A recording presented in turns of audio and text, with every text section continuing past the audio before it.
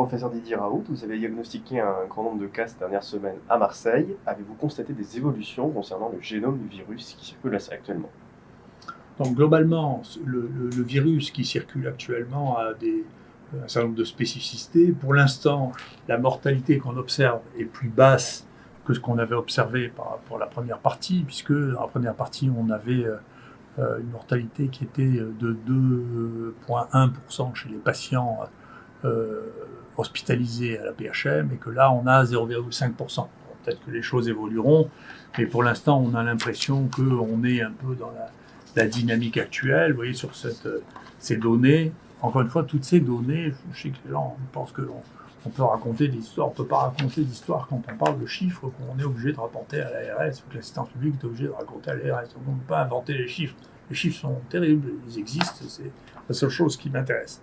Ici, vous avez ce chiffrage, qui est un chiffrage qui est fait par Santé publique France. Et donc, d'ailleurs, on a la chance d'avoir maintenant vraiment les données disponible pour pouvoir travailler à regarder. Vous voyez la mortalité, peut-être qu'elle va, ça c'était il y a 2 semaines, on verra peut-être qu'elle monte de manière très significative dans les trucs, dans les jours à venir. C'est possible. Pour l'instant, ce qu'on a vu, si on regarde maintenant tout ce qui s'est passé depuis le début de l'année, alors j'ai pris Marseille et Paris parce que c'est 2 villes dans lesquelles la maladie a été épidémique. Vous voyez que la mortalité à Marseille, à côté de celle de l'année 2018 ou de l'année 2019, n'a pas été significative dans tout le courant de l'année. Donc il n'y a pas eu plus de morts à Marseille en 2020 pour l'instant qu'en 2018. Donc peut-être que c'est un drame qui s'est passé, mais ça ne s'est pas passé ici, ce drame. Alors c'est peut-être pas partout pareil. À Paris, il y a eu manifestement beaucoup plus de morts. Mais donc il y a une vraie... faut garder... raison garder pour l'instant. Il faut s'occuper des gens, il faut les soigner. Et bien entendu, il y a des morts. Mais comme vous voyez ici dans cette représentation, qui sont tous les morts qu'il y a eu à Marseille à l'assistance publique, vous les voyez par tranche d'âge. En réalité, cette malheureuse est morte avec le Covid, mais pas à cause du Covid. Et vous voyez les morts que nous avons eues à l'IHU, qui sont en rouge.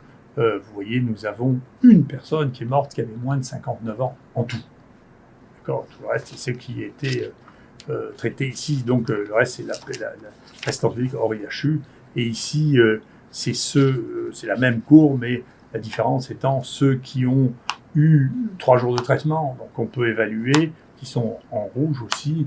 Et vous voyez que la distribution des âges est celle-ci, c'est-à-dire, bien sûr, c'est des gens qui avaient une espérance de vie très courte. Et encore, on ne met pas dedans les pathologies. Dans les quelques personnes qui viennent de mourir dans l'épidémie actuelle, il y en avait au moins 3 qui avaient des cancers métastasés, qui étaient en phase terminale, les autres qui sont âgés et diabétiques. Et donc, encore une fois, c'est bien, il faut s'occuper des choses quand elles sont là. Moi, je me demande si on avait testé l'année dernière ou l'année d'avant la fréquence des rhinovirus dans les gens qui rentraient dans les réanimations, dans les gens qui sont morts alors qu'ils avaient des espérances si courtes, on n'aurait pas eu des taux encore plus élevés parce que le rhinovirus était associé, je crois, à 2% des mortalités l'année dernière. Hein. Donc, ça ne veut pas dire que c'est le rhinovirus qui les tue. Donc, je crois qu'il faut pas s'affoler comme d'habitude, il faut gérer les choses, soigner les malades et s'en occuper. Et nous, c'est ce que nous faisons. Sur les séquences du virus, c'est très intéressant. Les séquences que nous avons qui circulent actuellement sont pratiquement que des séquences. Il y a 7 nouveaux virus avec des mutations différentes. Aucun de ces virus ne circulait avant mai. De ces 7 virus, il n'y a que 2 séquences qui ont été décrites une fois dans le monde, donc ils sont vraiment complètement nouveaux. Le premier est arrivé en bateau, c'est ce qu'on appelle le Marseille 1. Il a donné une épidémie qui a dû toucher à peu près 80 personnes et puis il a disparu. Et ces virus ont quelque chose en commun, ils ont des mutations que l'on voit dans les génomes qui se dégradent. C'est-à-dire, il y a une mutation d'une base que l'on voit quand les génomes ne sont plus réparés.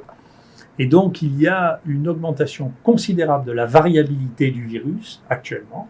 Elle est beaucoup plus variable, 10 fois plus variable maintenant que ce que l'on avait dans tous les génomes que nous avions avant mai. Ce phénomène commençait à se voir fin mai, il y a une équipe qui est en train de le décrire, et donc il y a là quelque chose qui se passe qui est très intéressant et qui montre une évolution différente de ce virus qui mute plus, mais avec apparemment dégradation qui explique peut-être, si les choses continuent comme ça, une sévérité différente d'un virus à l'autre. Enfin, il vient de sortir quelque chose qui répondra peut-être aux inquiétudes concernant le phénomène étrange de ce virus, c'est qu'une équipe est en train de mettre en évidence que ce virus a été parasité par un petit bout de gène, qu'on appelle les éléments mobiles, que nous on a décrits chez les virus, qui ont été les premiers décrits chez les virus qui s'appellent les transpovirons, et qui vient de virus d'insectes, et qui est venu se mettre sur ce virus. Donc c'est probablement pas du tout une manipulation volontaire, c'est la nature fait beaucoup plus de manipulation que les hommes, l'imagination terrible, la nature. Et donc ce transfert latéral de gènes vers des tout petits virus, comme ça, est quelque chose qui n'était pas décrit clairement. Et donc on retrouve ce petit bout de gène qui se balade et qui parasite les virus dans la nature, dans plusieurs virus. Et donc c'est un nouveau phénomène biologique que l'on observe, qui existe probablement depuis des centaines de millions d'années, qui est que l'évolution ne se fait pas du tout d'une manière darwinienne, c'est-à-dire de petite mutation en petite mutation, mais avec des sauts de morceaux génétiques de l'un à l'autre. Qu'y a-t-il de particulier concernant les analyses de biologie médicale que vous effectuez sur les patients hospitalisés ?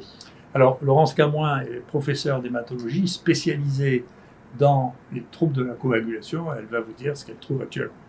Merci, monsieur. Bien, ce virus est associé, on sait depuis le début, à des troubles de l'hémostase avec des modifications des paramètres de la coagulation et des manifestations cliniques sévères avec des embolies pulmonaires et des événements thrombotiques. Parmi les nombreuses anomalies qui ont été identifiées, on a décrit pendant la phase aiguë, notamment chez les patients en réanimation, la présence à un taux élevé de patients avec des lupus anticoagulants circulants. Ces anomalies exposent à un risque thrombotique et actuellement, on ignore le rôle de ces anomalies dans la survenue des complications thrombotiques. On a très récemment, on s'est intéressé aux patients qui ont développé un Covid durant la période estivale, du mois de juin au mois d'août, fin août, et on a décrit une prévalence de ces anomalies à la hauteur de 60% chez les patients hospitalisés, ce qui correspond à ce qui avait été précédemment décrit, et très intéressant, chez 25% des patients qui étaient gérés en ambulatoire, c'est-à-dire non hospitalisés. Donc le rôle actuel de ces anticorps reste encore à démontrer, mais c'est un point d'appel qui pourrait peut-être participer aux événements thrombotiques observés. Et qu'est-ce que cela change concernant le traitement des patients ? Alors, on a des travaux qui ont démontré que l'hydroxychloroquine avait un intérêt chez des patients porteurs de ces anomalies biologiques, avec notamment une diminution du taux de ces anticorps chez des patients et, dans certains travaux, une diminution du risque d'événements thrombotiques. Ces données cliniques sont d'ailleurs confirmées par des modèles in vitro et des modèles animaux. Donc en pratique, si vous voulez, c'est un élément de plus qui n'est pas étonnant, si vous voulez, parce que si on donne de l'hydroxychloroquine chez les gens qui ont un lupus, et que ça s'appelle un lupus anticoagulant, c'est pas tellement étrange. C'est des anticorps qui sont, on appelle les anticorps antiphospholipides essentiellement, qui sont en cause. Ce sont des anticorps des auto-anticorps, c'est-à-dire c'est de l'auto-immunité, et le plaquenil a été un des tout premiers traitements avec la corticothérapie de l'auto-immunité. Et si les deux traitements sur lesquels les gens qui n'ont pas d'excitation symbolique sont d'accord, c'est que la cortisone joue un rôle à un moment et que l'hydroxychloroquine joue un rôle à un moment. Et ça, c'est probablement du fait de ces réactions auto-immunes qui sont entraînées par cette maladie. Ce qui amène à réfléchir, et je voudrais bien qu'on sorte des querelles symboliques un peu étonnantes, pour revenir à maintenant, il y a la moitié du monde qui recommande l'hydroxychloroquine dans le traitement du Covid. Il y a aux États-Unis un État sur deux qui recommande l'utilisation d'hydroxychloroquine. Il y a une revue très bien faite qui vient de sortir dans l'American Journal of Medicine, qui est un des 4 ou 5 meilleurs journaux de médecine aux États-Unis, qui recommande l'hydroxychloroquine.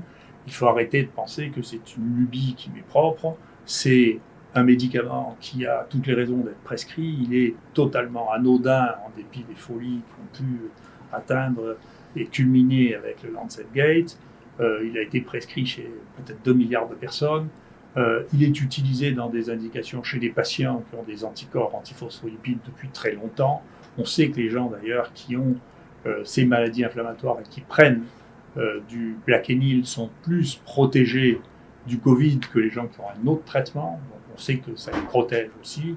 Enfin, les données se sont accumulées maintenant. Il y a 90 publications qui ont été faites et qui sont en préprint sur l'hydroxychloroquine, dont l'immense majorité montrent un avantage à l'hydroxychloroquine. Donc il est temps de laisser aux médecins la responsabilité de faire ce qu'ils doivent et compte tenu de l'ensemble des données, il n'y a pas une personne unique ou un comité unique à Paris qui peut décider qu'il a raison contre la moitié du monde. Il faut laisser les médecins faire leur choix, c'est ce que je pense et ce que je continue à penser. Merci beaucoup.